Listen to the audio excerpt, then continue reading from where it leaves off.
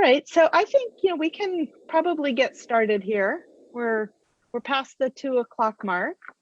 I'd like to thank everyone for joining us today. My name is Risa Engel. I'm the Chief Marketing Officer at Finalsite, and I'm really happy to be here with our panelists. Morgan, you want to go to the next slide? Thanks. A few housekeeping items. We're going to ask everybody who is not a panelist to please turn off your camera and mute yourself during the panel discussion time. We'll have time for Q&A at the end of the session where we'll ask you if you'd like to please turn on your camera. If you have questions during the panel discussion, please put them in the Zoom chat at the bottom bar of your screen. Again, we'll have time for Q&A at the end. And during the Q&A live session at the end, you can, if you wanted to ask your question live, you can raise your hand using the reaction button down at the bottom right, and we will call on you.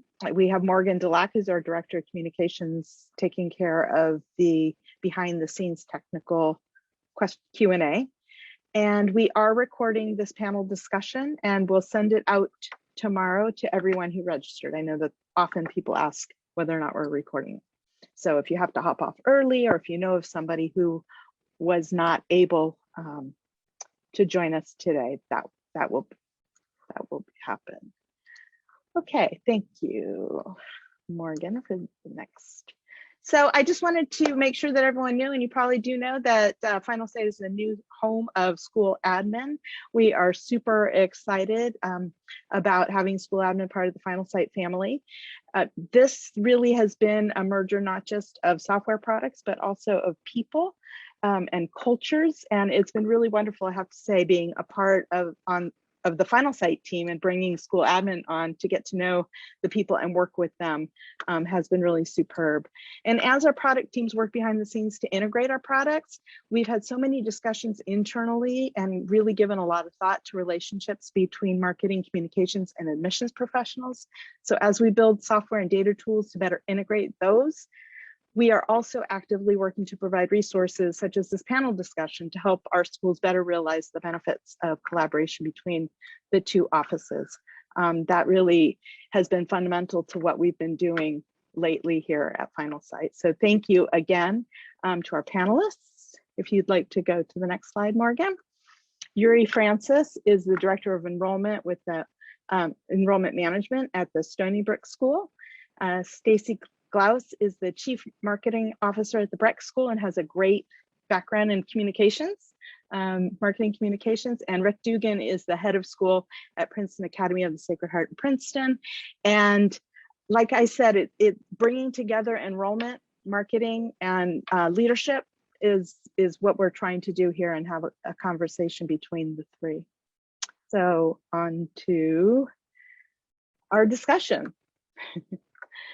So Yuri, Rick, and Stacy, thank you so much for joining us. You can take yourselves off mute now if you'd like. Just following instructions, Risa. I know, we're just like, we're really rule followers here. So let me just have it, give you an opening question. What is it that you have learned over the past year during the pandemic that you think that you might bring forward with you, that you're planning to bring with you into the coming year? And Yuri, let's start with you. Sure. Yeah, I think one of the biggest lessons from the previous year was, I think, always have a backup plan because things can change, and we found and discovered that things do change, and especially just recently when we were all set and things were looking pretty rosy as we headed into a new school year and during the summer months, and then you figure things kind of changed and COVID cases started spiking again, and so we had to kind of adapt and make some changes. And certainly we've had some of our international families reach out because they are concerned, and we have to address those concerns. So I think it's so important and vital to be flexible and kind of expect the unexpected and have, you need more than just plan A. I think you need B and C to go along with it. And so I think that's one of the key lessons that I've learned and certainly will take into the upcoming school year. And B and C, wow. Yeah, great. Thank you, Yuri. Stacy, how about you? Well, Yuri, I think that was a really great point. We have pivoted so much. We all have pivoted so much in the last year. So that's definitely a lesson that I know that we carry forward here. But one thing that stands out for me at Breck, and just on Monday night, we had an event for new families out on our chapel green, which is a beautiful space out front of our campus. And a parent actually asked me this question. And one thing I talked a lot about was just finding time to make sure that you're not just thinking about the crisis in the moment, but that you're making mission-aligned decisions and innovating beyond just the crisis at hand. And that I used to be in the military, and we always used to say, make sure your head is on a swivel, right? Because even though you've got to think about the thing that's right in front of you, you also have to have your head on a swivel so that way you know where you're headed next. And I'm really, really proud of the way my communications team and also our entire leadership team at Breck was able to do that, launching a new schedule in this new academic year, thinking about enrollment and having our admissions at the highest point we've had in several years. So we're really just trying to make sure that we keep our eye focused and not let only the pandemic dominate our time. That's great advice. And Rick? Yeah, thanks, Risa. And thanks, Risa, for hosting this, and your team at Finalsite and SchoolAdmin. So honored to be here, and what a joy to be with Stacy and Yuri and all of these educators and professionals on the line today, taking time out of our day to focus on our craft and of course, do what is best for our students and our faculty and staff and our communities. And I think that's where my mind goes with this question, Risa. The community and connection matter most. And I think that this moment of crisis, as Stacy has pointed out, has also revealed heroism in so many ways. And when we boil down our purpose as independent school educators, what's at the heart of it? Our decisions are guided by what's best for our students. Mission matters more than ever right now. What's your school's purpose? What do you stand for? And what's resilient enough in this moment to withstand the currents around us? But it's about community, right? And I was thinking along about this before this moment and what our purpose is in general, bringing people together. And our educators innovated and found ways to do that were extraordinary. I also think just kind of getting core, we use some terms here, grace and gratitude, right? We're human beings. And in this moment in a community, having gratitude and expressing and acknowledging grace, I think is critical, and it allows for that flexibility, as Yuri pointed out, to happen. And our theme for this coming year is coming back together, right? We enjoy being together, whatever that might look like. And so as we move forward into the coming year, that's something that not only did we learn last year, right? Those things that we value most, but that we look forward to carrying forward ahead. And I'll just end with this, wellness, right? Our focus, of course, amidst pandemic is ultimately about health and safety. And I hope that everybody on this line right now, coming in a moment of peace and health and safety, wellness, physical as well as mental and social emotional. How are we taking care of ourselves? How are we taking care of each other? And in particular, our students and our teammates. So those are some core things that I think have been guideposts to help us moving forward as we seek to fulfill our mission at Princeton Academy, community, connection, wellness. And I'll say this, Risa, and turn it over. Communication is at the core of all of that, which is why I'm humbled as a head of school to be on this panel today, because, and we're going to get to this in the call later, I know, it's the most critical competency that I think we all could be exercising at this point. So thanks for having us. Yeah, thank you, Rick. And I love that the things that you bring to the forefront, community, wellness, are such important issues all the time, but maybe it takes a pandemic sometimes for us to focus on things like that? Not that I'm saying Princeton Academy didn't, because I know you did, but as a general population, as human beings, you know, sometimes we take it for granted, and yet those are so critically important. And I love that those are focus, you know, moving forward. It's awesome.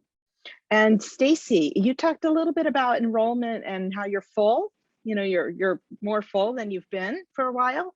So how has your school's approach to retention changed for this year? And are there any new initiatives that you plan to undertake for retention?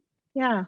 Absolutely. Well, obviously, our admissions and enrollment right now is to the great credit of our admissions team, and specifically who, under the leadership of Scott Wade, our Director of Admissions and Financial Aid. I know independent school communities are small, and so there are probably people on this call who know Scott Wade and or know an admissions member, team member here at Breck. So just know that our team has been killing it this year. But in terms of retention for new families, the way that we're really thinking about it is from a 3-year perspective.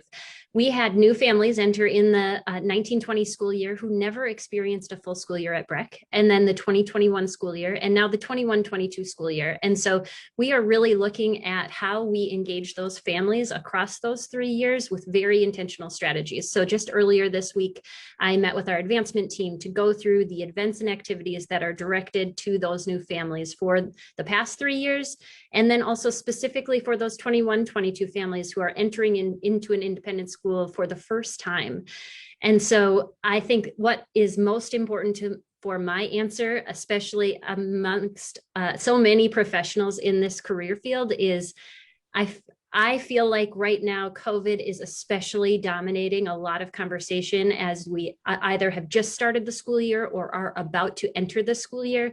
And I would encourage you to make sure that you spend some intentional time thinking about your new families, your families from the past 3 years, and remember what things might be new to them. Because for some schools, over half of your families will have not experienced a traditional school year. So spending time to explain what homecoming means to those families, to explain what it means to go to back to school night, or to explain what it means to go to a parent and teacher conference for your child. I think those explanations and spending time on that right now at the beginning of the school year will yield great benefits as you enter into a re-enrollment season in January. That's really awesome advice, Stacy. And it kind of stood out to me how you talked about a lot of communications has been dominated by COVID, right?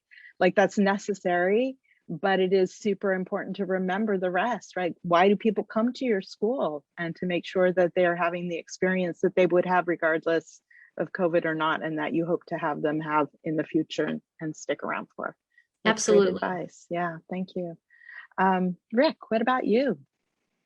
Oh, wow. Stacy, I love what Stacy just said, and support fully. And, you know, in all of our different and unique schools, that translation might look a little different. But Stacy, I could not agree more. Kudos to you and your team for being intentional and looking forward in that way. And so just to add to that, that concept of really getting to know each individual family, right?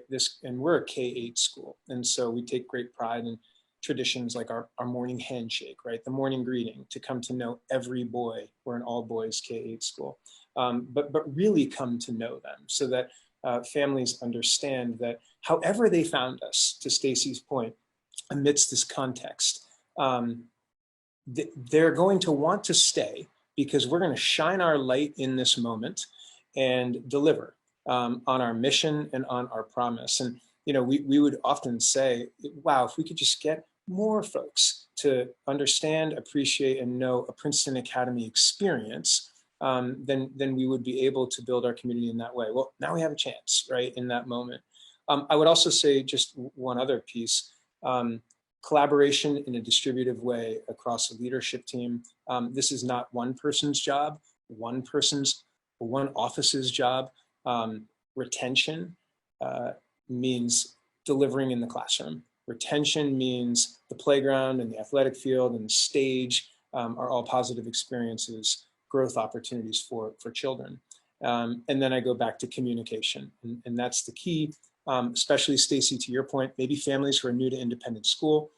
How are we communicating with them? How frequently, with what level of quality, so that they can understand what their child's experience is, especially in a time when there may be still a bit of a separation, right, between where parents and families are and their knowledge of what's happening in the building, how critical that type of communication is going to be moving forward. So we have a retention team here that focuses on that in a very intentional way, and we have pre-COVID, but just to stay on top of individual student experiences.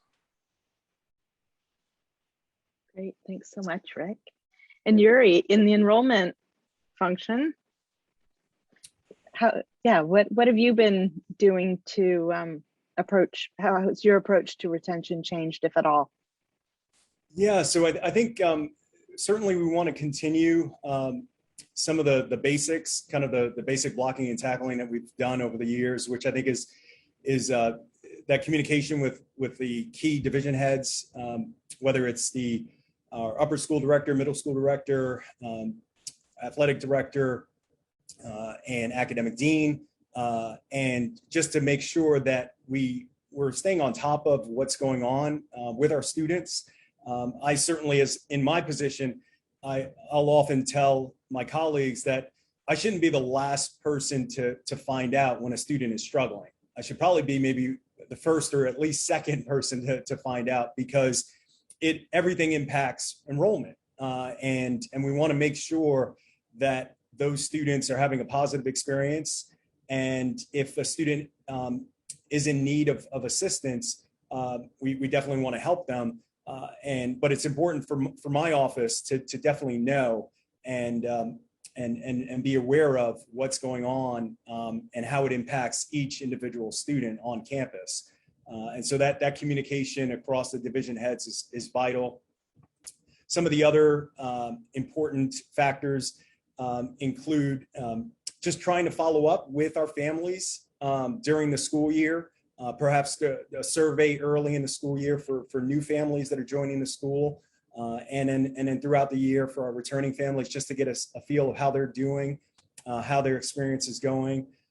And something new that we're planning to do this year, and it's probably, it's something that I actually wanted to implement perhaps in my first or second year at the school, but you can only do but so much at a time. So it's really to create an ambassador program. So a parents ambassador program. We already have our student ambassador program going, but really wanted to have one for our parents, and we're going to utilize partnering up with a company, PairPal. So I'm sure there's probably other schools on this call that are probably already working with them, but that's one of the initiatives this year. And then to wrap things up on this topic, just recently we had our admin team meeting, and we talked about the importance of, during the first 6 weeks of school, to really make sure that our students and our community as a whole comes together. And we really want to capitalize on those first 6 weeks before the weather changes. And so take advantage of the nice weather early in the year, get our students outside, having fun, running around, and just enjoying, and hopefully they'll be able to do that without masks since they'll be outside. But certainly during those first 6 weeks, because many of our boarding students weren't able to join us last year on campus. So this will be the first time for many of our students that will have the entire community back together. So that's definitely important for us, and I think it'll help us with retention efforts. It's exciting to have everybody back, right? Mm-hmm. Yeah. You know, Rick, one of the things that you said, that retention is everybody's job. It reminds me of one of the things that we thought about a lot, and that we've been talking about a lot here at Finalsite with schools is, I don't know if you know of, well, you probably know Americus Reed from the Wharton School. So Americus talks about brand loyalty. And one of the things I used to say, I have a sign that's here my first day at Finalsite. I put it up here. I had it at Stewart when I was at Stewart, and it says, marketing is a department, branding is everybody's job.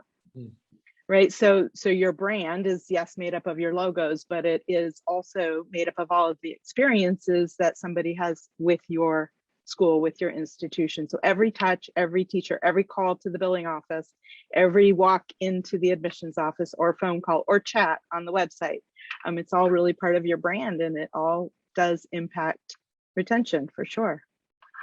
And Risa, I would just say, when it's, and especially when it's organic, right? When it, Mm-hmm. when it comes from within, here at Princeton Academy, again, all boys, kindergarten through grade 8 school, we have a phrase, and it's 3 words: he can be. And as it relates to brand or identity, it's this concept of he can be, right? He can be anything. He can be, and he can also just be. And so I guess I would just say to all schools, and you could do this at a leadership level or whatnot, that concept of brand, which some people, right, Risa, as you know, as the expert, Right. some people push away from that, right? Like as schools, but we know that, to your point, it's holistic. It's who you authentically are. And if you can contribute that or communicate it in a way that people are proud of, I think it speaks volumes. And I agree with Yuri, the parent admission ambassador, right? Word of mouth to help communicate what that brand might be. So I agree, Risa. Yeah. Well, thanks for that segue into School Marketing Day in October, because our keynote speaker, Ted White, wrote a book called Fizz, and it's all about word of mouth marketing. So if you want a little bit on that, sign up for School Marketing Day for Finalsite. But let's move on. So the next set of questions have to do with admissions and marketing working together. Like I said earlier, one of the things that we think a lot about here at Finalsite, often, and I've experienced it myself, 9 years at Stewart. Unfortunately, sometimes admissions and marketing work in silos. So somebody asked, one of the questions was, what is one thing that you can recommend to break down barriers and encourage collaboration between admissions and marketing? Rick, as the head of school, do you feel like this is your role as head of school? Yes, in the sense that as a school leader, to take responsibility and accountability for, first and foremost, making sure that our leaders are empowered to lead. And so to that end, Risa, I would say I consider it my responsibility. We're blessed here. Director of Enrollment Management, Hillary Nastro, Director of Marketing Communications, Joanna Rodriguez-Stugan, and they work in partnership. The Office of Marcom here at Princeton Academy was something that we actually created over the past several years, so it didn't exist prior. And so it's allowed the professionals, frankly, to redefine what enrollment management and Marcom look like in synergy. And so I would say, as a head of school, and I'm eager to hear from Yuri and Stacy on this, empowering leaders to lead, experts and professionals who know their craft better than anyone, creating space and time for that synergy to occur.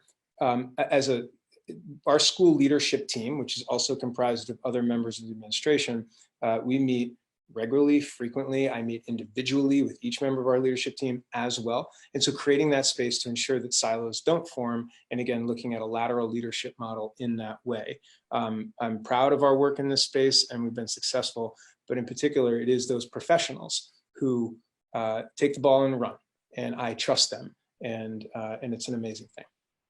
Awesome. Great, thank you. And Yuri, how do you work with the marketing communications department within your school? How do you break down silos? Yeah, well, I think just to be transparent, we actually don't have a dedicated marketing team at our school. And so our director of advancement and I kind of share those responsibilities. And so he and I try to partner up and meet once a month at least to talk about kind of different initiatives, kind of bounce ideas off of each other. But I think even if we did have a marketing team in-house, certainly I think trying to meet at the very least maybe once a month, or even maybe bi-weekly if you do have the time, I think it's one way to kind of break down those walls and silos so that you definitely understand what each other is working on and what your calendars look like. And then I think talking about goals is also very important. because you can certainly in working with our advancement director, I think understanding what his goals are for his team, and how we can help, because we definitely we shouldn't be operating in silos, and I think there are definitely ways in which we can certainly help each other in our day-to-day activities. Sure, of course, it's that trifecta of marketing, marketing, communications, admissions, and development together, right?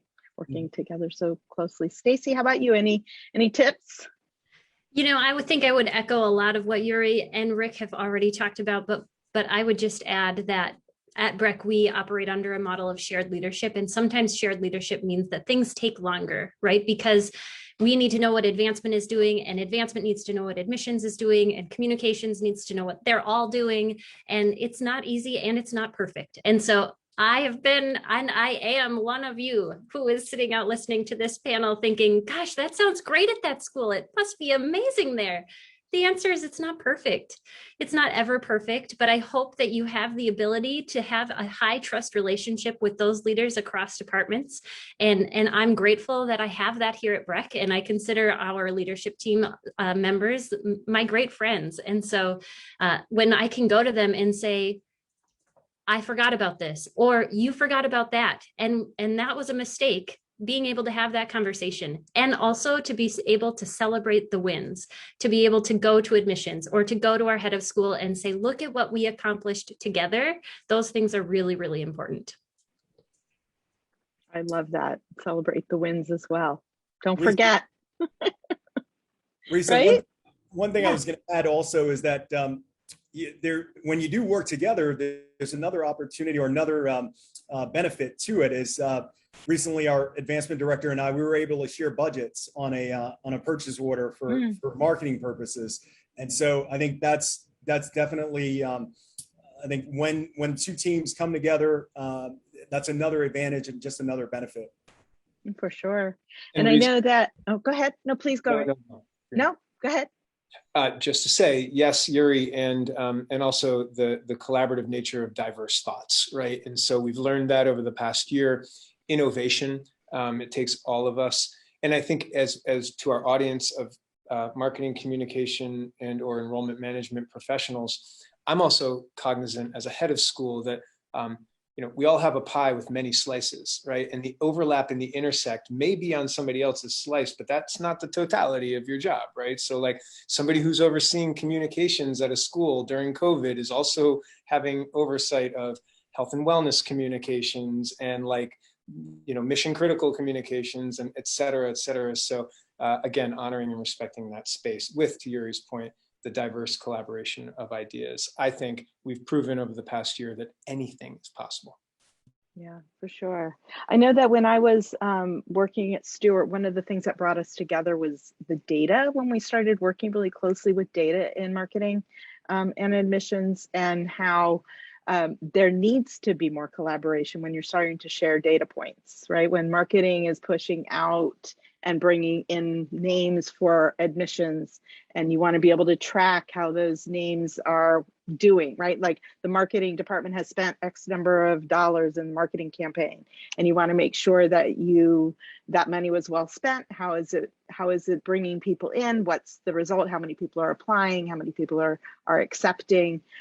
So for us, the data piece, and technology, because now you have technology that allows you to track that data. And of course, Finalsite and SchoolAdmin, as we pull our products together, that would be more helpful as well. But I know that many of the schools are working through those data issues of bringing marketing and communications and admissions together. And that's another piece of this puzzle as well. So the next questions have to do with virtual versus in-person campus admission activities. As we know, last year brought us sort of the first, maybe even the year before, the end of 2020 school year, the first virtual graduations that we saw, right? And virtual open houses have become a thing of the norm. Virtual events are around, here to stay, I'm sure. And And it's really kind of hard to believe that here we are, ready to go launch into the next recruitment season. So what are you all planning for admissions events? Are you going to have fully in-person events? Will you have hybrid events, virtual events only? Stacy, why don't we start with you? Sure. Thanks for the question. I actually have the distinct honor, if you maybe want to use those words, of leading our COVID compliance team here at BREC for the past 18 or so months. Not that I'm counting. And I can say with excitement that we are looking forward to returning to a much more normal in-person style event season for this year. But we also recognized the great gains that we experienced as in being pretty much fully remote last year. And so we're entering into a hybrid model. We will have some in-person events. We will have some virtual events. We will have a mix in between, but we're excited to welcome families back to campus this year in a way that we weren't able to do so last year. We also took time, our admissions team took time to rethink our processes a little bit and say what really was valuable before, what did we see that had traction last year, and so where now do we enter into this middle ground in 2020, 2021, or 21, 22? And then of course, as Yuri mentioned earlier, always being ready to pivot. So we remain committed to making research-informed decisions as part of our COVID compliance team. And so we will continue to do that throughout this upcoming school year. So it's have plan A, plan B, and plan C. That's right. That's awesome. Yeah. We replanned our commencement ceremony about 36 hours before it started last year. So as I'm sure everyone has a traumatic story like that, we have several as well, and we're ready to do it again this year. It's made you nimble, right? Yeah. And Yuri, how about you? Virtual, hybrid, in person? Yeah, so I mean, similar to Stacy, a combination of we'll do one in-person, or at least we're planning for one in-person open house, and then followed by a series of virtual open houses, and then we will we'll also we're hoping to host students on campus for a class visit day throughout the school year. If we I guess we're fortunate in some respects that we're over enrolled, so we're not sure yet. We'll have to see if our classes can accommodate some visitors, but we'll wait about a few weeks into the school year and kind of make that decision. But certainly if we're not able to accommodate in-person class visit days, we'll do them virtually as we did last year. And then for us, we're going to focus. We're actually not going to do much of any travel. But we are going to focus those travel dollars on our in our partnership with our digital marketing partner. So great. So it's opened up a few dollars to try some different things, some new Absolutely. things as well. Yeah, that's great. How about Princeton Academy, Rick? What does the open house season look like for you? Yeah, well, as I said earlier, we're coming back together, and echoing Stacy and Yuri, we're wicked excited to get everybody back in person. We actually got to that at the end of last year, which is wonderful, and then over the summer as well. But it took courage, and it took planning and thoughtfulness, and so we're very excited to have in-person events. We're blessed to have a 50-acre campus and utilize outdoor spaces in ways that we hadn't thought about, also for admission events. And then we will, and we talk as a leadership team about COVID keepers. The hybrid approach, the use of an owl in an open house, which gives the virtual capacity, I think was a great addition to our work. And I think of those families who lead busy lives, right, and may or may not be able to get to the open house on a given day, but can, right, while preparing dinner or whatever it might be between jobs, tune in just enough to learn about your school and hear from the folks that they should be hearing from. So we're going to be keeping that as well. And Reset, now is the time when I give the major shout out to all of our IT leaders out there. I mean, we've gone 30 minutes in this call without giving great thanks and gratitude to our directors of technology, our IT teams, and academic tech integrators. None of this would have been possible without their leadership and frankly, every other conversation we've had thus far, whether it be marketing communications, advancement, or enrollment management, those technology departments are core to the success of all of those. We're blessed here to have Ray Shea leading. Ray. Yep, and has done a lot of work with Finalsite, and so I'm grateful every day for that. But please let me express gratitude to everybody on the call, to our directors of technology, our tech teams, real heroes in this moment to make any of this possible. Great point. Thank you, Rick. And then the final group of questions we have are around communication strategy and dealing with, as we said, this is really year 3 of COVID for schools. So, 2019-20, the end of the year, we had a full year last year. Here we go into year 3, and still there's some uncertainty, right? So do you have any recommendations on how to keep parents informed, but also sort of connect with them to ensure that their expectations are being met and allay concerns before they become bigger issues? Yuri, I'd love to start with you. Yeah, so I think one thing that we did, perhaps, I think it was maybe a year or 2 ago, was try to improve communication by focusing, maybe limiting the number of different communications that go out to our entire community.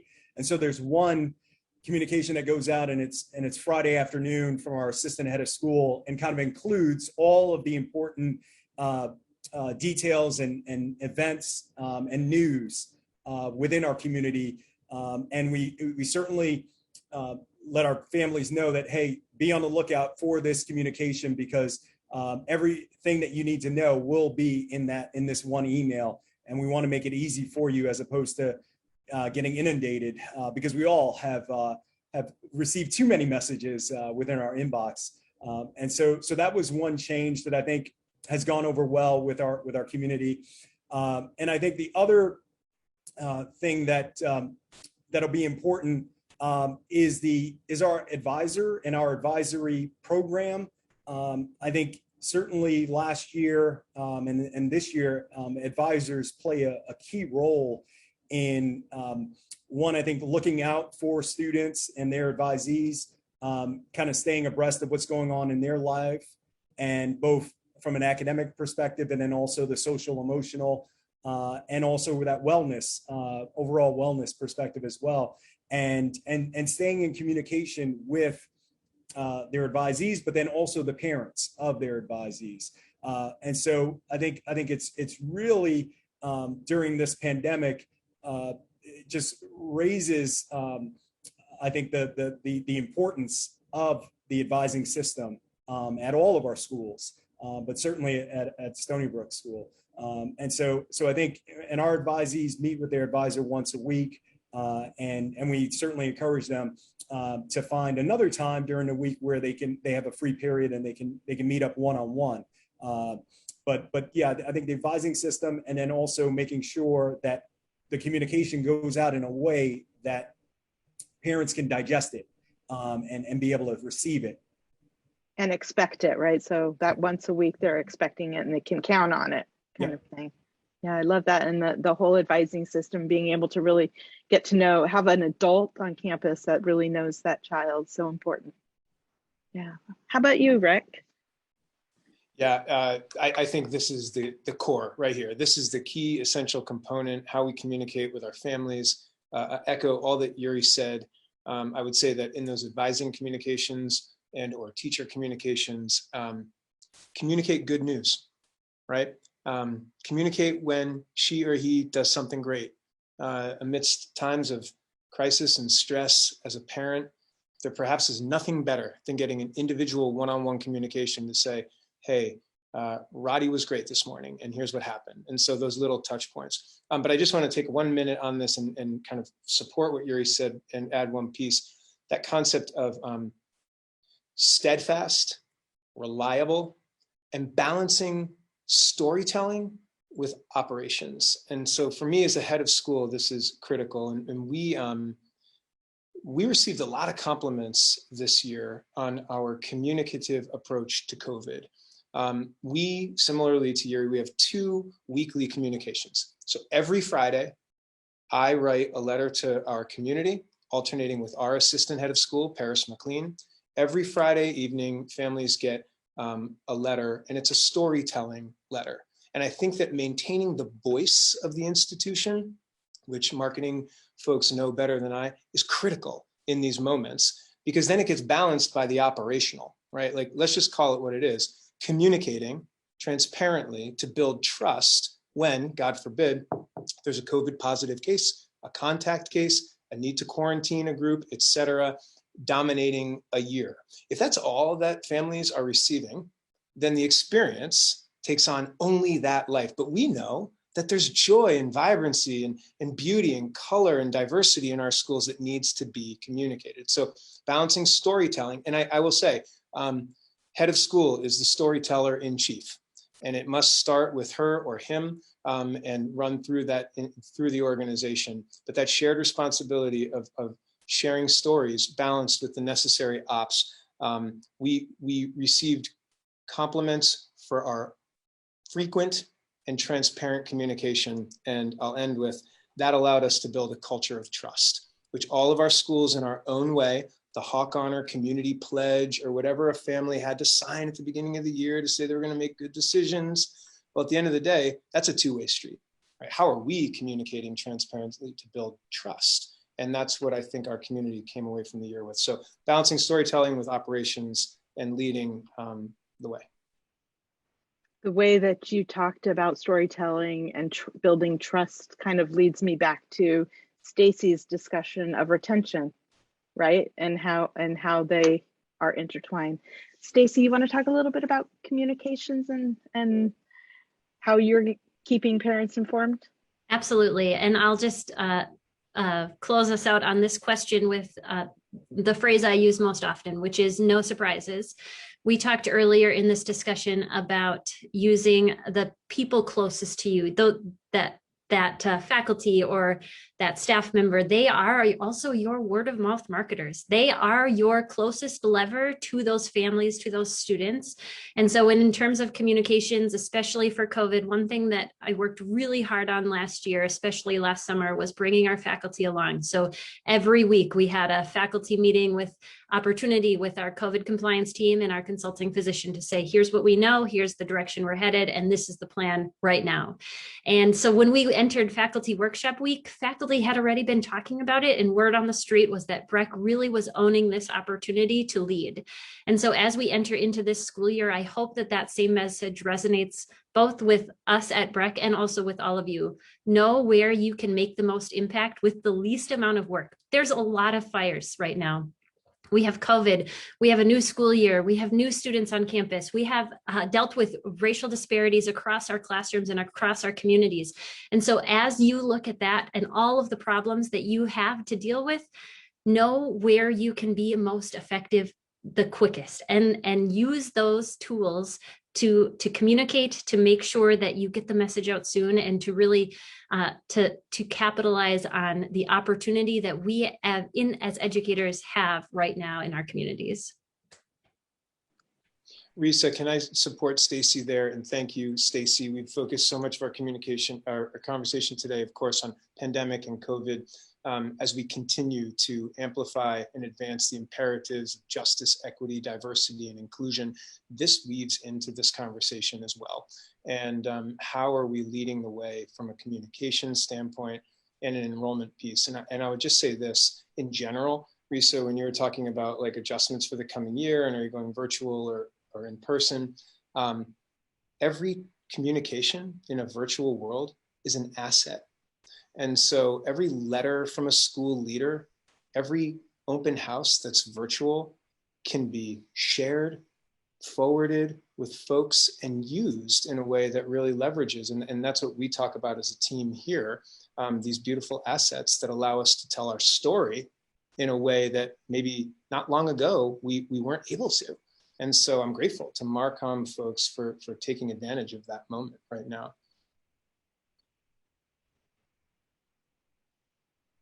Thank you.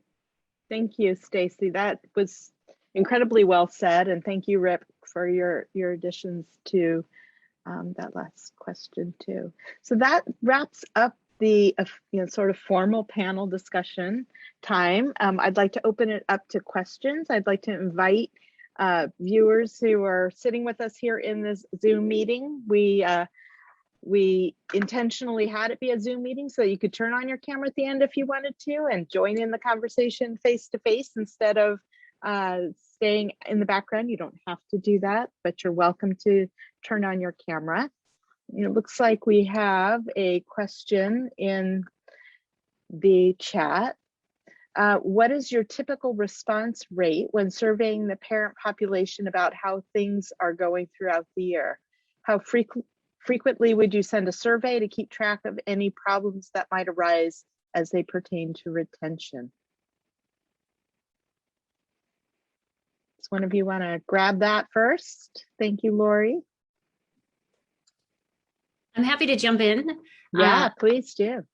We typically, Lori, I'm not sure what school you are from, but here at Breck, we are a P through 12 Episcopal school in Golden Valley, Minnesota, just outside of Minneapolis. And if your question is specifically related to P through 9, awesome.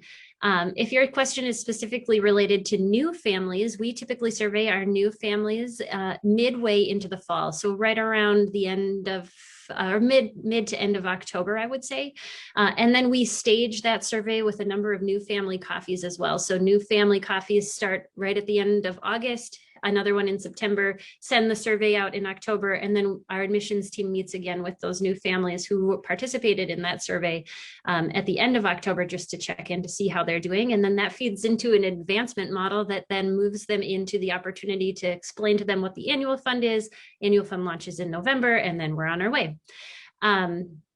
But in terms of response rate, I can't speak specifically on what our average is, but I would be really happy with 60 to 70% participation. New families want to give their feedback, and you still have that personal connection. And so I think that's the ultimate goal as to where I would land with what my ideal would be. Thank you. Wonderful. Yuri or Rick, you want to add to that at all? Talk about surveys? I love what they're doing at Breck. That's awesome, Stacy, really, and I'd love to learn more about that along with our audience.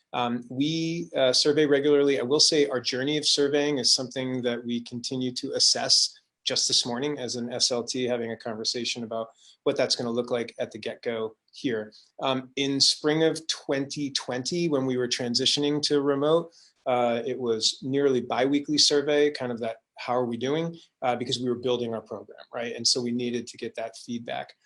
Coming into the year, similarly, as Stacy said, we view our new families. I do new parent coffees with each family. We have larger group gatherings, et cetera, to get feedback, and then regularly survey throughout. We did something in the spring, a net promoter score survey. So using the NPS algorithm, really 1 or 2 questions, how likely are you to promote our school? And one led you to one field and the other led you to another field, et cetera. And I believe that gleaned good data for us as well. So we're exploring this further, but it's very necessary. And I would say too, faculty and staff should be included in that surveying process as well. And perhaps even students, depending on the age group as well. Great point. How about you, Yuri? Yeah, no, I was just going to echo Stacy's comments. I think that the timing of the kind of the new family, sort of October, is ideal. Maybe November at the latest. I think the other, in terms of the response rate, yeah, I think anything over 60% is pretty good. If you're able to get 80, I mean, that's outstanding. So that I think that's what you're looking for. Awesome, thank you. And we do have another question. Have you developed any post-COVID keepers? Stacy, I think that Leslie probably means anything that happened during COVID that you're keeping, right? Things that you put in place during COVID. And you can correct me, please, Leslie, if I'm wrong. But especially when it comes to student communications, and I know, having been in your role, that that's a tough one. Right, communications with students from the school, from the communications, marketing, admissions head of school is different than a teacher communication to a student. right? They don't always necessarily want to hear from you, right? So is there anything that you can give as a recommendation? I really don't want to dominate all of the answers to be the first person to answer, but I do have ideas on this one. One thing in leading our COVID compliance team that I learned is we often write letters for our head of school to our parents, but our students are the ones that are really experiencing it, especially our 9 through 12 students. And so as part of our COVID compliance team that we have here at Breck, I have a dean from each division. So lower school, middle school, or upper school, a dean from each division is on that team with us. And so today, for example, we sent out, we're late on this one, so I'll own that. I said not everything is perfect earlier in this discussion, but today we sent out our COVID response plan for 21-22 just to start the year because we know it will change. But so we emailed that last night to our board of trustees. Then we sent it to our faculty and staff, gave them some time to preview it. Then we sent it to our parent communities after that. And then the dean in that division wrote a division specific letter to our students that said, your parents received this today. You might be talking about it at home. Here's what you need to know about, your student life at Breck. And so making sure that we have that intentional plan for communications as a result of COVID is making us stronger as we move forward on strategic initiatives and things that are impacting our students' experience every day.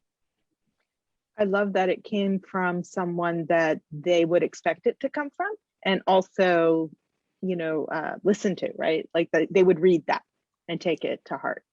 That's right. And like Rick mentioned, I think earlier, those relationships are so important. Yeah. They don't want to hear from Breck Communications. They want to hear from their grade dean or their divisional dean, whatever structure you have. So that's, for me, that was really important. I love the collaboration between you and that dean. It's great.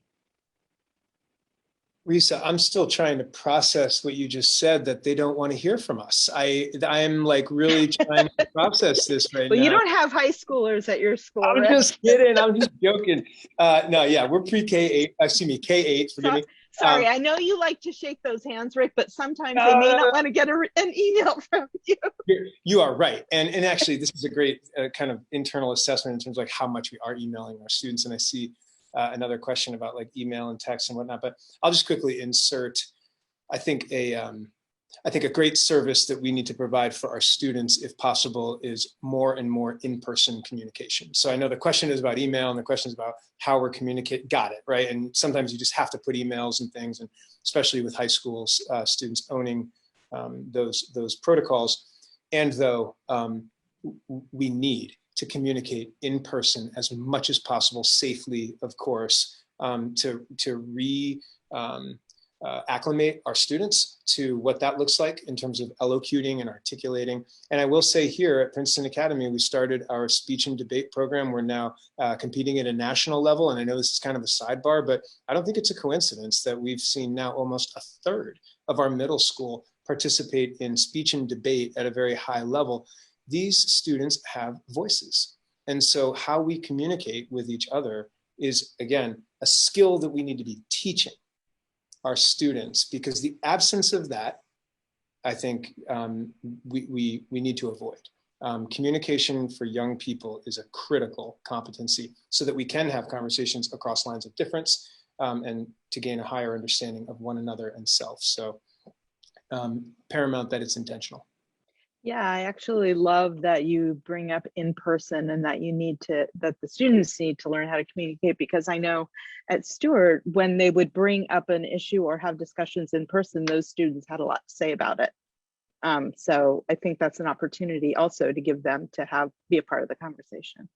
Yuri? Yeah, I was just going to add, in terms of COVID keepers, for us, it was virtual tour. Certainly getting that up on our website was critical. And giving families an opportunity to kind of see the campus. And surprisingly, as it turned out, that you can actually see more of our campus from the virtual tour than you can in person, because there are just certain sites on the campus that we don't necessarily get to on a tour because of time constraints. And I certainly understand Rick's point in terms of the importance of in-person communication, especially for our students. But for us in the admissions office, what was important in a COVID keeper is the opportunity to utilize virtual interviews.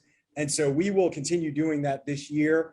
And we're certainly going to offer in person as well, but we have a lean staff. And so taking advantage of virtual interviews enabled us to really scale up and meet more families on a daily basis.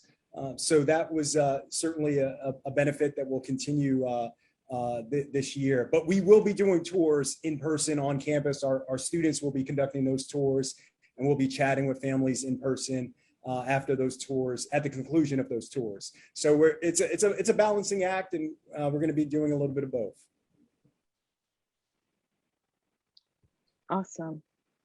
So we're almost out of time here. So I didn't really want to delve into this next question that we have, but I'd be happy to talk to Wendy, and maybe Stacy, you want to get in on this conversation. We can talk to Wendy about how to sort of reduce the number of emails that go out when you have divisional emails and you have a school email.